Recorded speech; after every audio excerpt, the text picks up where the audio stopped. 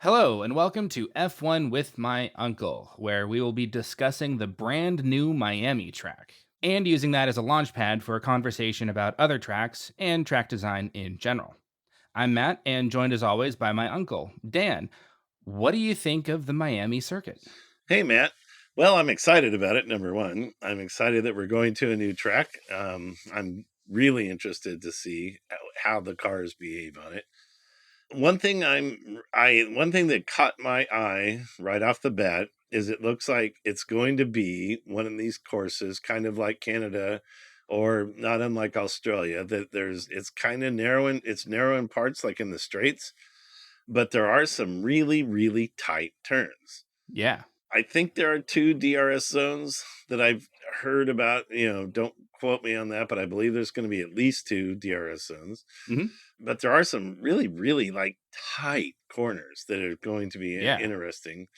So, I guess one thing that's interesting is it's a counterclockwise race course, one of, I believe, 6 on the calendar this year out of the 23 races.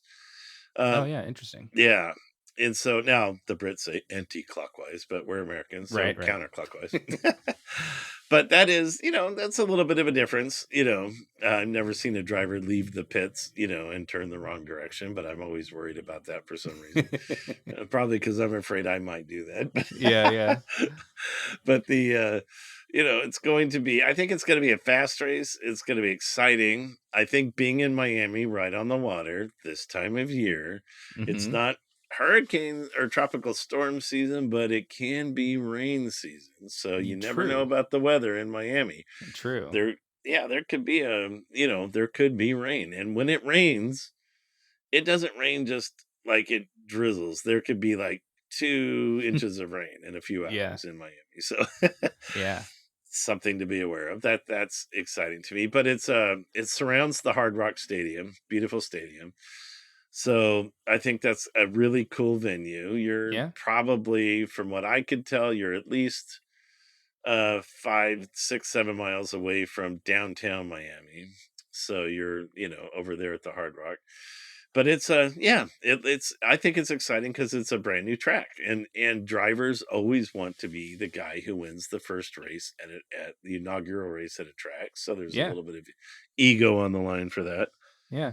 And the fact that we can make a few intelligent guesses, but we can't. It's hard to predict who's going to win at a brand new track. Not that Yeah. this year with the cars being redesigned, it's kind of hard to predict who's going to win at any given track.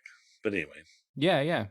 No, personally, I think the layout is actually really cool. It's very unique, very different, but I think it's a really, really interesting design. And I hmm think it'll actually produce a really interesting race. You've got these two massive, what are effectively straightaways, even though only one of them's actually straight. But these two massive straightaways, and then you have a couple of hairpins. You've got some squiggly bits. I think it's kind of almost like a U shape, sort of like a sideways U shape, but like hmm. I think it looks really cool. Yeah, it's interesting. Some of these courses they're partially like purpose built tarmac. Especially where the pits are, the pin in and out, and the front straight where the grid is. Mhm. And then sometimes the other end of the course actually do run on roads and that they configure for the race for that weekend. In this case, it's interesting. As far as I could tell, the circuit around the facility there at the Hard Rock Stadium, this is a purpose built track, but they do close off one road and they go across that road. Oh, interesting. So that's going to be interesting because it's Yeah. potentially a slight change in racing surface, but it's in the middle of a straight. And Yeah. so Okay. that'll be interesting. Okay. And if it's counterclockwise, it'd be the back straight. So Yeah, so it's interesting that out of all of the most recent additions to the calendar, as far as brand new tracks are concerned, not like bringing back old historic tracks, but brand new tracks, you have Azerbaijan in 2016, I believe, which is a street circuit, an actual proper street hmm circuit. You have Jeddah, which is a purpose built track, but it acts kind of like a street circuit. And then you have Miami, which is same deal. And then you have next year we have Las Vegas, which is an actual street circuit again. correct. So it's interesting that the all of the most recent additions to the calendar are all similar in that respect. Well, yeah, and there's something that I haven't heard a lot about in Formula One, like news coverage, but there is a group that was called generally speaking, the Liberty Media Group. They're a large, large media conglomerate. Uh-huh. They own a lot of different sporting and entertainment organizations, companies. So they're a large conglomerate, and they purchased the Formula One group in late 2016. And so it's almost immediately, 2017, somewhere in there, yeah. yeah. So starting with the 2017 season.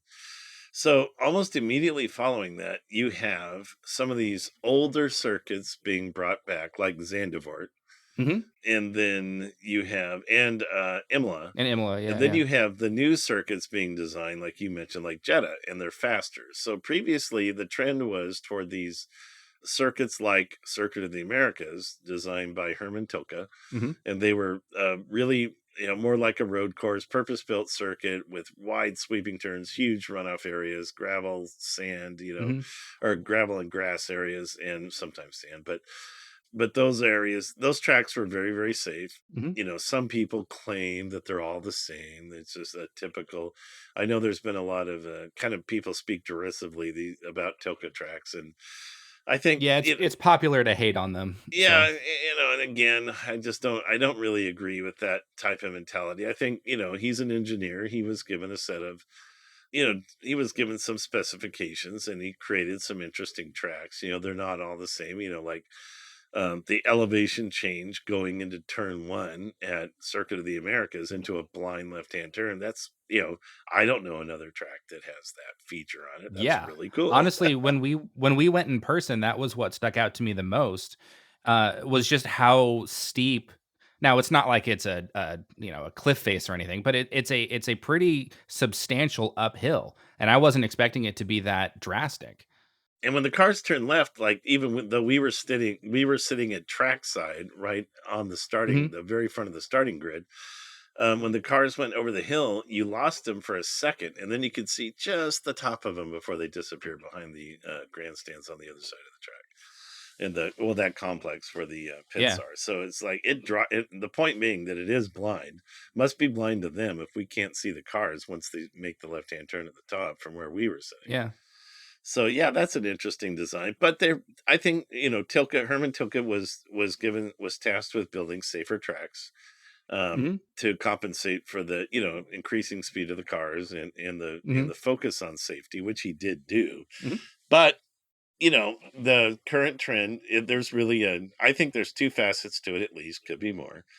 But one is, as we touched on, bringing historic tracks back into Formula One, like Mhm. Zandvoort, for example, and then if they're building new tracks, I think Jeddah is the pinnacle of what is kind of in favor right now. The flavor of the month this time are very fast, narrower tracks because they are more dangerous in the sense that there's going to be more accidents, but they're also very fast and very exciting. And Mhm. Yeah. some drivers hate them, some drivers love them, Mhm. and I think the fans like them because I love that track, I love Jeddah because it is so darned exciting, but even at times it makes me nervous watching it, but I still like Yeah. it. Yeah, that one's actually interesting. Jeddah, it's such a fascinating track, and I know a lot of the drivers really like it, but I'm kind of torn based on it. It does seem more dangerous, but maybe that's a topic for another time. Yeah, yeah. But speaking of bringing back old historic tracks, there is rumors and potential confirmation that maybe Kyalami in South Africa is coming back in a few years. Yeah, I've read that too. Yeah, Kyalami Ranch, very, very storied, popular track in South Africa. I believe they're hoping that it could be back by 2025. It kind of fell into disrepair, but not like a long time ago. It's more in the last few years it's fallen into disrepair. But Yeah. right now it doesn't meet FIA standards for tracks. Right. But I'm sure by 2025 is probably the earliest that we're going to see it. Maybe 24, but yeah, it would take a couple years. 2024, 2025, somewhere in there. But I think it would be good because the African continent is currently it's a continent we did race on, but it's currently I think the only continent we're not racing on. Yeah. So as a worldwide sport. I think it would be great to be back there. Yeah. And from what I understand, I've heard, people that have been there personally just say it's a wonderful track, Yeah. and I think that'd be exciting to me because it's yet another new track. It's one of the old ones. Yeah, it is one of those older, more historic tracks because they used to race there every single year up until what, the 90s? Yeah, maybe even, yeah, at least the Something like that. 90s, maybe early 2000s. But and then there's a flip side to the coin, though, is whenever you add a track, you're dropping another track. Ooh, yeah. So yeah, they're going to have to pick another track or two. And you know what it may be is it maybe they cycle through them. That you Yeah. may not have it this year. Now, one track I think has been talked about, or two tracks, is the Paul Ricard circuit in France and Spa. Oh, Do yeah. we Are we going to go there every year? Do we drop that off the calendar? Oh, that would be tragic. Both of those tracks have been around since the early days of motor racing, Yeah. and certainly and they've been part of Formula One all along. And I would hate to see either one of those tracks not on the calendar. I would really, especially Spa, in my opinion. Especially Spa. Yeah, I view Spa in NASCAR terms. I would say that the Daytona 500 is a lot like Monaco, but I would say Spa is the Talladega to NASCAR. It's Yeah, like, can you imagine racing a season in NASCAR without going to Talladega? Like, it'd be like Indy cars without the Indy 500 in yeah, Indianapolis. yeah, that would be absolutely Yeah. tragic. What I personally hope they do is they have a set if they really wanna have, like, 22, 23 tracks per season, that they have a set 15 to 18 tracks that always stay, and then they take that other chunk and they just cycle through tracks and swap them out year to year, Okay. and Yeah. have a pool from another, like, 20 tracks that they just cycle through year to year. I think that would be a good way Yeah. to go about it. I think what they're recognizing, and I don't disagree with that, I think what they're recognizing is that the European section of the calendar, and we're approaching that briefly here, Yeah. is one where there's a lot of races. Yeah. And unfortunately, most of those races are fortunately, and depending how you look at it, not all, but most of those races are on tracks that have been on the calendar, for a long time, Yeah. at least since the 70s. Yeah. And, I think probably, you and I had a discussion about this. We were thinking about the Red Bull Ring Mhm. in Austria. But that turns out that track in different forms has been there longer than I thought it Yeah, its current form is something like 10, 15 years, but had. it's Yeah. been around for a long time. Yeah. At least since the 70s. And then we have the Japanese Grand Prix. We're running at Suzuka this year. Uh-huh. So, and that, I love that. I missed it when we stopped Yeah, going it's to such a Japan. cool It's like, track. yes, we're back. We're not going to China this year, but we're going to Japan. It's like, okay, I love going to Japan. Love Yeah. Suzuka. And just because Japan is also a very strong country in terms of motorsports Oh, yeah, yeah. and car and motorcycle production. I've ridden Kawasaki's my whole life and BMW motorcycles, so I love seeing. I'd love to go to Japan. I'd love to tour the Kawasaki factory there. It's That one of would the be things on awesome. my that's one of the things on my bucket list. But Yeah. and hopefully one day I'll get to do that. But so I'm glad to. So I guess in terms of, it's easy to bemoan something you're losing, but you have to do that in terms of what you're gaining. Yeah. So I think there are times where we might miss a favorite track for a season going forward, but we're gaining something like Kyalami Ranch in Mhm. South Africa that we haven't seen a race on in years. So Mhm. yeah, we may have to live without a Spa or a Paul Ricard one year, but yet we're gaining the other.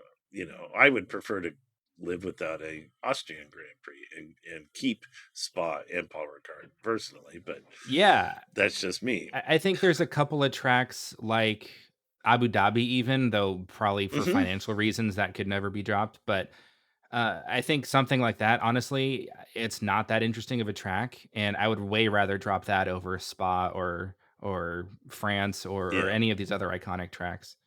Yeah, But and there's obviously, we're not industry insiders. We don't work for yeah, yeah, Formula One. There's going to be financial considerations and guarantees of that course, were yeah, made for, because obviously these tracks cost a lot of money to build, and then but they also generate a lot of income for the regions when the race comes to town. true. And then there's And Yeah. usually they're not all the time, but they are at times used for other forms of racing at the same time, like Coda is.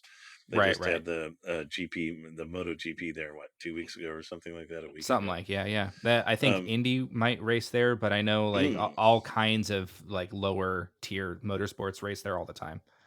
So, And then there's other tracks that we would love to see Formula One on that they never will run on, probably. Like I was thinking, Laguna Seca in California. oh, that would be amazing. Indy cars race at Laguna Seca. I don't think They it do would. actually. I don't think Formula One cars, for logistical reasons and FIA regulation reasons, could race there. I think the Man, starting that would be so there's cool. potentially the track's too narrow or the starting grid, but can you imagine seeing like a Ferrari and a Red Bull vying, going into the corkscrew and Yeah. Oh coming out of the man. corner at the bottom? Oh man, that would be awesome. Oh man.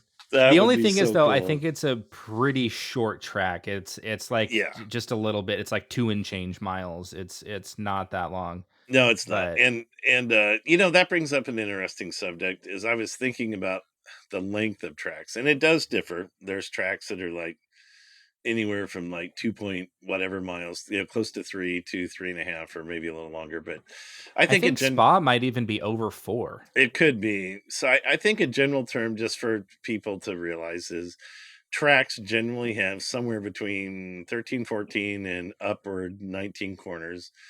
And they're generally 3.5 miles in length, is, three and a quarter to Roughly, three and yeah, a half yeah. miles in length, like as an average. So, which is just something, kind of a random, useless fact, but something I've noticed about about Yeah. tracks, that it's like, okay, so they're about this long. And the other thing is elevation changes. Yeah. Elevation changes are something that, now, like in Zandvoort in the Netherlands, it's very flat there, so there's not much of an elevation Right. change. Well, that's, Uh, what I'm also concerned about with Miami is it's all at sea level. It's in a yes. effectively a giant parking lot and some surrounding Yeah, and areas. they're not I don't think So, there's much in the way of elevation change in Miami, so that is going to no. be interesting. Yeah. Even Coda, there's kind of rolling hills outside Austin there, and so it takes that Yeah. into account with the topology of the track. But then you look at Spa, when you go into Eau Rouge, that is a huge Oh, yeah. elevation gain. And actually, that's another issue with Laguna Seca, is that there's a gradient, the FIA says it can't be more than this, and I think the corkscrew violates that gradient. So Oh, yeah, so it basically is too steep too quickly, yeah, basically? yeah, yeah, it goes Okay. there's too much of an elevation drop in too little of a period of time for them. So Okay, interesting, yeah. the other track that you've touched on is Las Vegas, coming next year.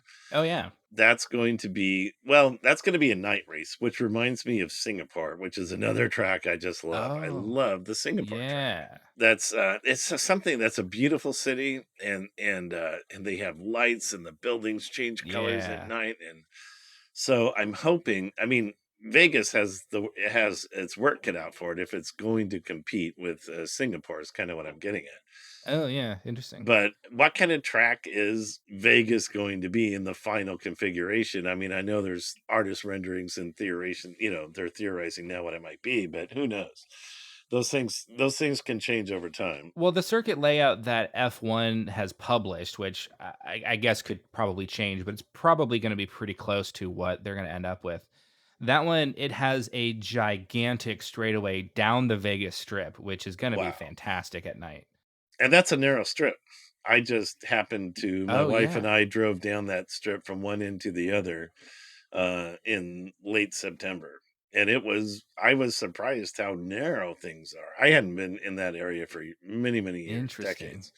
And it was pretty narrow. But that's going to be interesting, because I'm telling you, there's no room for anything but safer barriers. There is no runoff area. Yeah, that is not the pit straight either. The pit straight is behind that. Basically, you go down the strip, and then you make a left down another straight, some squiggly Mhm. bits, and then another straight that's parallel to the strip, and that's where the pit straight is. So what we're pointing out here is that this is a true street circuit. That's Yeah. not a purpose built. Now there may be purpose built facilities at some point where you're going to have the garage, the pit in, pit out, and Yeah, the right, right. garage. But as far as parts of the track, most of the track is going to use existing streets. They're going to shut it Mhm, down, and mhm. run it at night. That's going to be fantastic. I Oh, think yeah. that has the potential to be a good race because there's hotels, obviously casinos, meaning hotels, all along that straight. So people be able to see the Wow. cars go by from their You don't rooms. even necessarily need to buy a ticket to any stands. You could just stay in a hotel that is along the racetrack and just watch it from your hotel room. Yeah, I imagine the rooms that have a view of the strip are going to be very expensive that weekend, Oh, I bet. Yeah.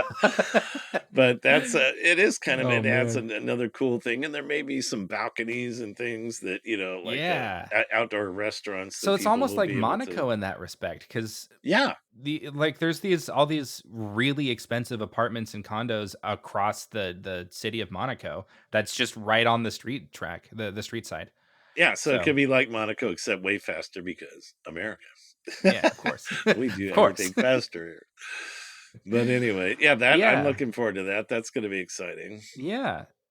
So yeah, looking a little bit more generally at the season so far, what we've seen is mostly street circuits or street type circuits, the kind of narrow closed in courses. We've had Bahrain, which is an open, Hmm. purpose built course, but then we've had Saudi Arabia, Australia, Imola even kind of falls into that category because it's pretty narrow. But then Miami, Spain doesn't, but then Monaco, Azerbaijan, Canada, they all do. So you have this kind of hyper concentration of narrow street type courses. And then later in the season, it opens up. We then have Silverstone. We've got Austria, France, Hungary, Belgium, Zandvoort, Monza. Yeah. Like all of these races all in a row that are these wide open sweeping courses. So I think it's going to be interesting to see how the cars perform on these different types of courses. Yeah, I think Monza is a little bit like Imola in my mind, looking at the course. But yeah, I think Zandvoort is one of these wider open tracks for sure. It's going to be very interesting. Yeah. At some point in the season, I would say once Mercedes gets some improvements on the car, which could happen by the way for Miami, and Hmm. I think will happen. I think there would be some improvements put on Mercedes for Miami, and now the question is, are they going to be successful or not? If they add improvements to this car and it makes it worse or doesn't improve things dramatically, that's going to be a whole separate subject Yeah. that we're going to have to address. From what I've heard about Mercedes, they're still in the development stage of trying to even understand the car. They haven't understood what's causing what and what's going on with it.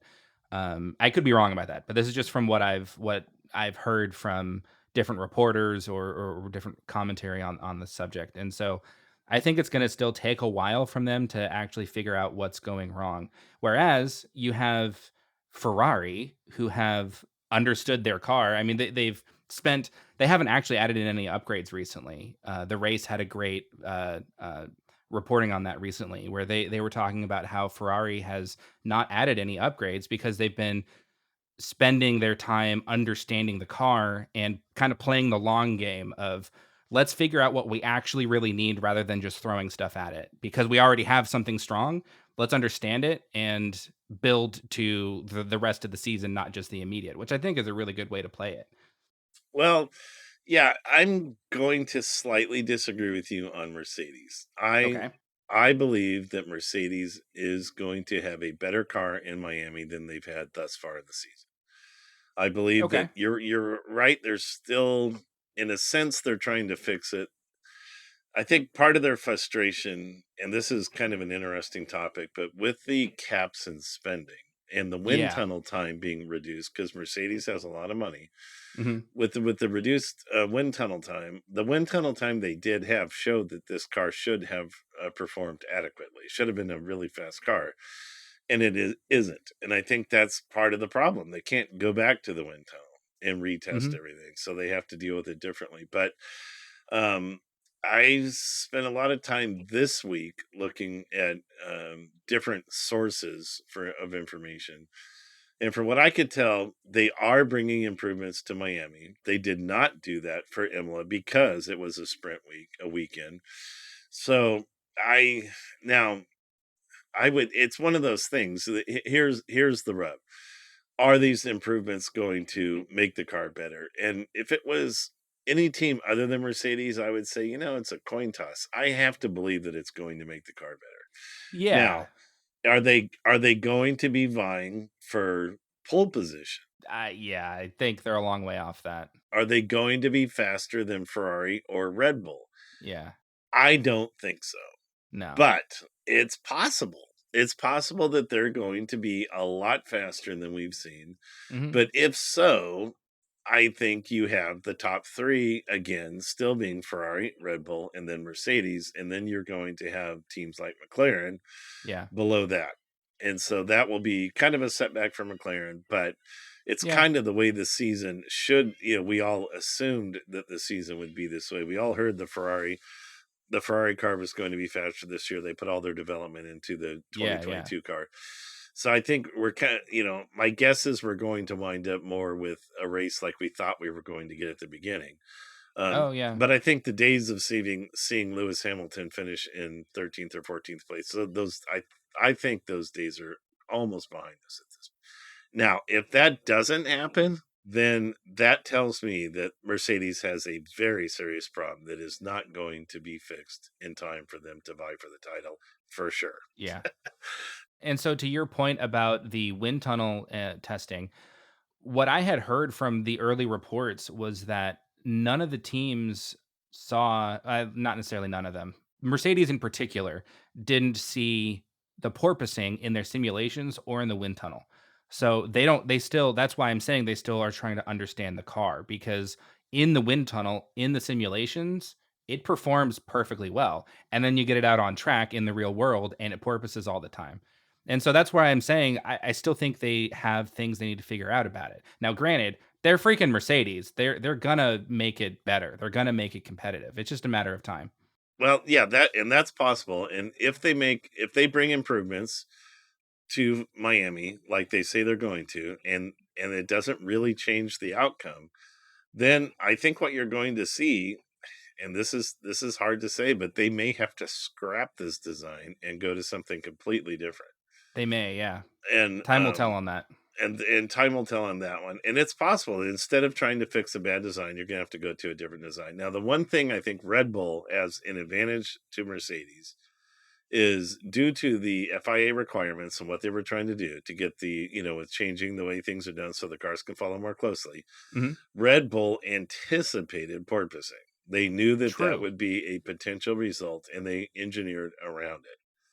I'm not positive that Mercedes anticipated porpoising to the same degree that Red Bull Yeah, that's a really good point. Red Bull has Adrian Newey on their team, who's one did. of these Mhm. like all-star engineers, and he actually was in F1 back when ground effects were a thing back in the 80s. So he knew to expect it and he tried to design around it. Now Red Bull still gets porpoising, but it's nowhere near as severe as what we see from some of the other teams. Yeah, So yeah. And another thing that came out in regard to that, which I think we mentioned, but I've seen additional references to this, is that Russell was reporting like pain after the race. oh yeah, I heard so about so that. they have to fix this. This is something they have to get right. Yeah, you don't want your drivers to be actually aching and sore just from the bouncing of your car, like, you don't want that. Well, no, you don't want spinal injuries or No. whatever due to just driving the car fast. That's Yeah. absolutely unacceptable. Hopefully, it won't And come to that, yeah, but yeah, I still, don't think. Hopefully, it won't. I don't think it will because that would create a that's whole like an bunch of actual change. safety concern at that point. If that happens, then the FIA would have to back off on some rules that would penalize teams like Red Bull, and that would not be popular. They No, yeah. it would penalize teams that learned how to deal with the issue. And at that point, you Yeah. have to say, well, Mercedes, you can't. I think what they should do is tell Mercedes you can't drive the car until you demonstrate it's safe, and they would simply be DQ'd from any future races until they address it. That would also affect Ferrari too, probably, because they porpoise worse Well, than Mercedes they does. part they yeah, yeah, if potentially they'd have to measure it. I mean, we're obviously speculating. Yeah. They'd have to do test runs of the car and measure the G forces on the driver. Yeah, But true.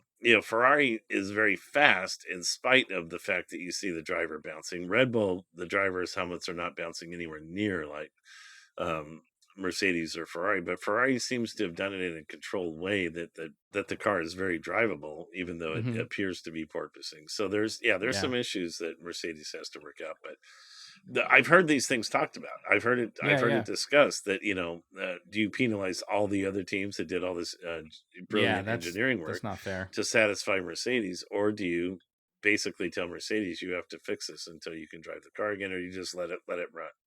Yeah. So but these are this is an issue that's going to have to be resolved. There's going to be a lot of pressure to get it resolved. And going full circle back to Miami, it is. I do wonder whether or not it's going to be an actual big issue in Miami because porpoising happens at high speeds in effectively straight lines, and we have two massive straightaways in Miami. And so I wonder.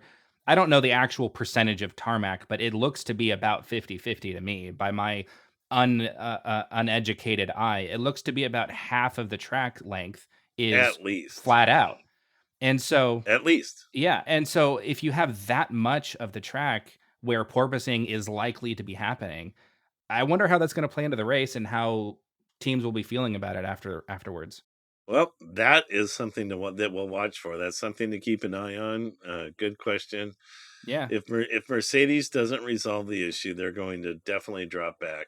And yeah, then I say it's going to be definitely second half of the season before they get things straightened out and they have a really competitive car. yeah. So, yep. But who knows how they'll do it at Monaco because Monaco's not super fast. So that'll be interesting. Well, that's it for this broad discussion about tracks and track design and porpoising and all of the above. I think it's been a pretty productive conversation. So was there anything else you wanted to touch on before we wrap up? Well, there's one thing like you and I talked about Laguna Seca because I lived in California. I've been to that track. I followed MotoGP there since the early when they brought it Oh, back in yeah, yeah. '91. I was at that MotoGP race in '91, and Nice. but there's other people that may be listening to us anywhere in the world, and in the comments below, why don't we get some ideas going of other tracks that perhaps Formula One competed at previously in history that you want to see brought back, or tracks in your area that you think would be suitable and exciting tracks for Formula One. And that's something that we can discuss in the comments below the video. Yeah, and we may even put a video together sometime in the future about potential tracks that we'd love to see F1 race at. So, but that'll do it for today. Be sure to tune in Wednesday for our predictions for the Miami Grand Prix, which I'm sure will end up being wrong, but it's all in good fun anyway. So, but until then, thanks so much for watching and take care of yourselves.